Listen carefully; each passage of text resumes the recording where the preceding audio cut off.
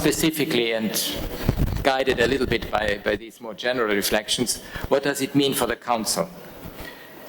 I think a few things come to mind. First, focus on delivering human rights impact, comparative advantage, and added value. We know that the human rights field is an immense one. It's huge. It covers every aspect of life.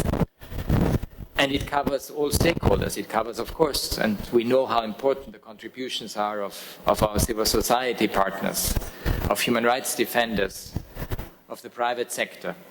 The fact that we had just recently the decision by the Human Rights Council to involve indigenous peoples is an amazing achievement that you actually, and I think we are the first, the Human Rights Council is the first body that made that decision, and it really shows also that some of the achievements within the Council we need to communicate and make sure that it gets to the world out there, because it is again this multi-stakeholder convening that allows us to do this.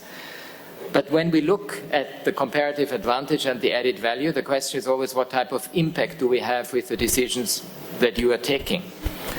And I do think it would be good to use a strong evidence basis for it, to see what actually delivers impact. And when I look at the reports that we produce every year in response to your requests, it's over 100. The question is, does it always have to be a report done on an annual basis, or do we ask for less reports and dive deeper into the substance on a particular topic? I think that's always the balance between quantity and quality, but I'm just flagging it because I think it's an important consideration to have. The second point is really this celebrate the achievements, because there is too much doom and gloom, and the Human Rights Council has had a lot of achievements over the last almost 20 years. And it's really important to bear that in mind. It has worked on the Universal Periodic Review that Morocco went through last year. But all 193 member states have been reviewed 3 times already. We shouldn't forget that in this peer reviews way. As we know, the 4th cycle is currently underway. And key to its success are indeed these principles of equality and universality.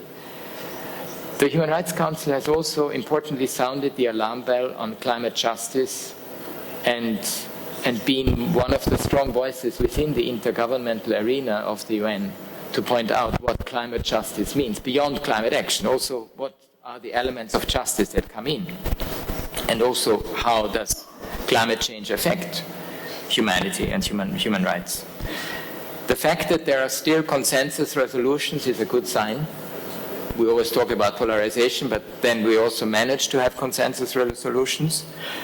And so I do think that the Human Rights Council can, and I see colleagues also from New York among us, can really favorably compare itself with the other organs of the United Nations, be it the Security Council, the General Assembly, and the Peacebuilding Commission. And in fact, you are managing to have technical, substantive discussions, less polarized discussions, maybe sometimes in Geneva than even in other places, and including in New York. The third is innovation, because I do think that the Human Rights Council has spearheaded innovation and creativity within the United Nations. Right from the outset of the pandemic, as you know very well, the Council was adaptable and managed to make sure that its working methods are able to deliver, and it was, as I understand it, the only body in the United Nations that fulfilled its entire program of work during the pandemic when other UN organs were coming to a standstill. And I think that's quite an achievement. The third is about toolbox and mechanisms of the Human Rights Council.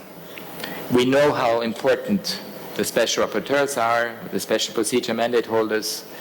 We have about 11 commissions of inquiry and fact-finding missions, and they do play an incredibly important role, not only to make sure that human rights violations are documented and the human rights themes are advanced, but they are also accompanying countries in important transition processes. Within that toolbox, of course, my office is independent, but we work very closely with all the mechanisms of human rights, including, of course, with the Council. And I think it is important to see how this office, the role of the office can be made stronger part of the toolbox that you as the Human Rights Council have, while, of course, respecting the independence of my office. للمزيد من المعلومات ما تنسوش تابونا وتفعلوا الجرس باش يوصلكم جديد لو 7 TV.